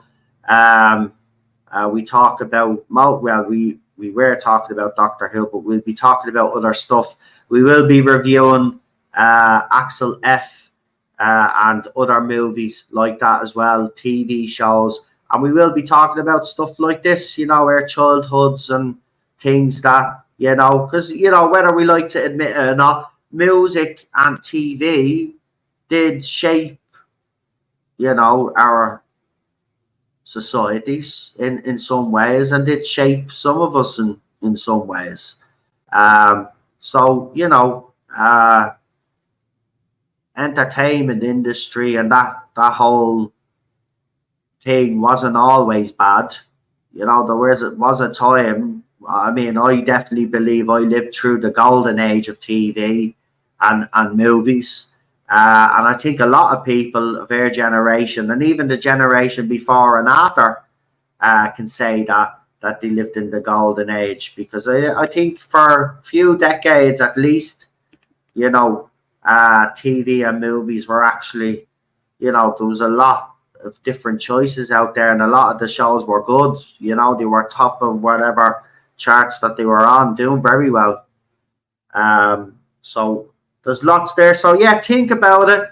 Think about it, guys, and let me know. And like I did today, is there any shows that, you know, like Bosco there, or any type of show similar that you grew up with that's forgotten now that you would like to, you know, talk about and stuff like that? So yeah, let me know. Anyway, we'll be back here on this channel pretty soon. I'm back over on the Irish Zone, Get It Off Your Chest, on Friday, where I'll be bringing members of the public on to talk about the state of our country. So if you haven't subscribed to that channel and you do want to hear about what's going on in Ireland and hear from people from Ireland that live in these communities, go over and subscribe to the Irish Zone, Get It Off Your Chest. That's the second channel. The first channel is called the Irish Zone. If you want to subscribe to that, we're heading towards 5,500 subscribers on that channel. So thank you very much, guys. We only passed the 5,000 mark, but I want to thank everybody for supporting me on all of my channels. I really do appreciate it. And, you know, it gives me as well, you know, it's nice to connect with people, you know, even if it is online. It is nice to connect with people. It's the one thing that I will say I like about social media is that I have met some people in person, and I have met a lot of you on here from all over the world, and I think that's amazing. To be honest, we got people from Canada watching, America, UK, some people from Ireland. Not many people from Ireland now watch me Pop Culture channel, but of course on the other channels they are on them channels. But you know, Irish people are a bit more. I don't know what it is when it comes. I'm not saying there isn't Irish pop culture channels out there, because Dave Cullen is probably the biggest one. But you know, they're few and far between. Anyway, I'll leave it there, folks. These are legends. I'll talk to you for the next one. Have a good afternoon and enjoy the rest of the day. Have a good one. Bye bye.